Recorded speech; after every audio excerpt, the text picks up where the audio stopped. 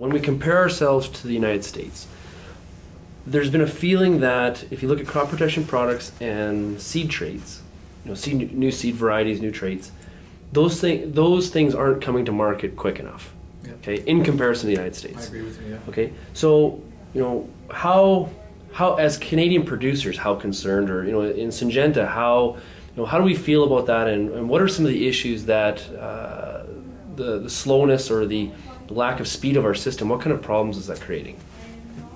Or issues, what kind of issues? No, it's a good question, Sean, because if those situations perpetuate, it's going to make us less and less competitive in Canada, isn't it? It really is.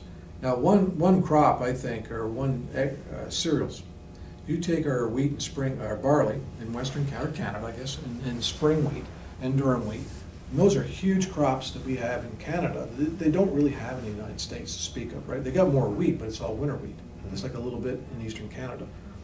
But where I like to focus the discussions when I have this opportunity is in particular in our wheat business in Canada, Western Canada, spring wheat and durum.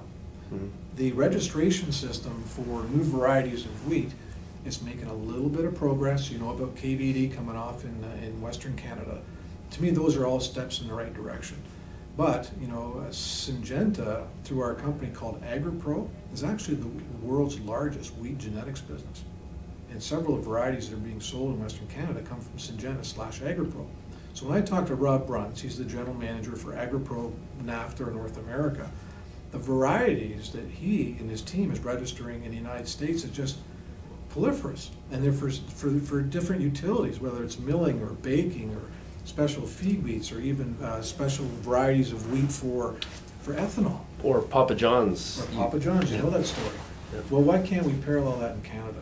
Because we got a bigger wheat crop here, right? Mm-hmm. So that's something we are working on, but I don't know all the details, but I do see some positives. What it boils down to me, Sean, is on the cereal, that's where I'm talking, is the variety registration process for Canadian wheat. Full stop. Now, there's always going to be the stigma and dilemma of GMO wheat, and we fully appreciate that, and we work with the wheat board. But just on the new varieties, non-transgenic varieties of wheat. Because when I talked to Rob Bruns, I think the last time I talked to Rob late last fall, but for the 09 season, I think it was in the teens. I can't remember, it was 13 or 14 brand new varieties for a very specific utility in the value chain that he cannot bring to Canada, Western Canada. So do you think there's been a lot of discussion, obviously, when we talk about transgenic wheat, the first place people usually jump is Roundup Ready, but there's a bigger area of transgenic wheat than just Roundup Ready. And so put Roundup Ready aside, let's just talk about transgenic wheat in general. Is the mood or the appetite of Canadian farmers or even the global customers, do you see that, is that starting to beginning to change, or where do you see transgenic wheat?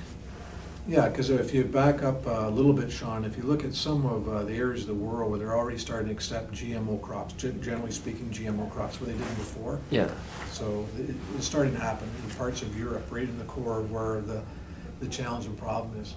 But going back to wheat, because even Syngenta, I think an output trait in wheat as opposed to a herbicide tolerant trait that you're alluding to, like Roundup or otherwise. Yes.